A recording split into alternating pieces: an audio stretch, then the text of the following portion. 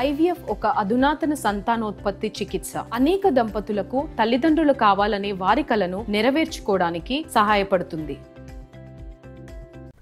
Visakha MLC ఎన్నికల్లో పోటీకి దూరంగా ఉండాలని కూటమి నిర్ణయం తీసుకుంది. తగిన బలం లేకపోవడంతో పోటీ చేయకూడదని చంద్రబాబు నిర్ణయానికి వచ్చారు. ఇదే విషయమై ఆయన పార్టీ శ్రేణులకు ఆదేశాలిచ్చారు. దీంతో వైసీపీ అభ్యర్థి బొత్స సత్యనారాయణ ఎన్నిక లాంఛనంగా మారింది.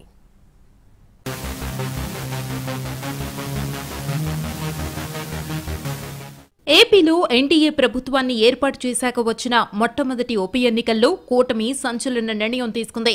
విశాఖ ఉమ్మడి జిల్లా స్థానిక సంస్థల ఎమ్మెల్సీ ఉప ఎన్నిక సమరం నుంచి తప్పుకోవాలని డిసైడ్ అయింది.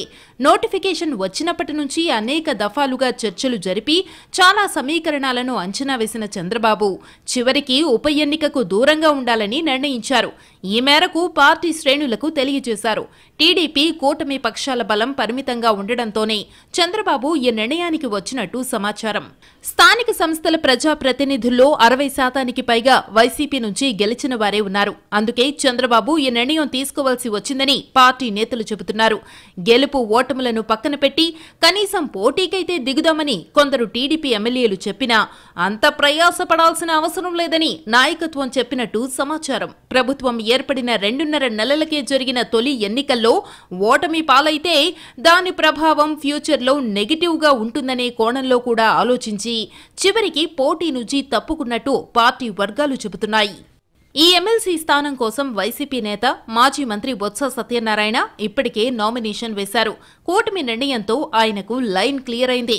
నామినేషన్ పత్రాలన్నీ సరిగ్గా ఉంటే బొత్స ఎన్నిక లాంఛనమే అవుతుంది. ఈ ఎన్నికలను ప్రతిష్టాత్మకంగా తీసుకున్న వైసీపీ అధిష్టానం గెలుపే లక్ష్యంగా వెళుతోంది. జెడ్పీటీసీలు, ఎంపీటీసీలతో అధినేత జగన్ వరుస సమావేశాలు నిర్వహిస్తున్నారు. రేపు కూడా ఉమ్మడి విశాఖ జిల్లా ప్రజాప్రతినిధులతో సమావేశమవుతారు. ఇప్పటికే 5 నియోజకవర్గాలకు చెందిన జెడ్పీటీసీ, ఎంపీటీసీ సభ్యులతో మీటింగ్ పెట్టారు. ఈ క్రమంలో ఇతర నాయకులు జగన్ను కలిసేందుకు అవకాశం లేదని వైసీపీ కేంద్ర కార్యాలయం తెలిపింది.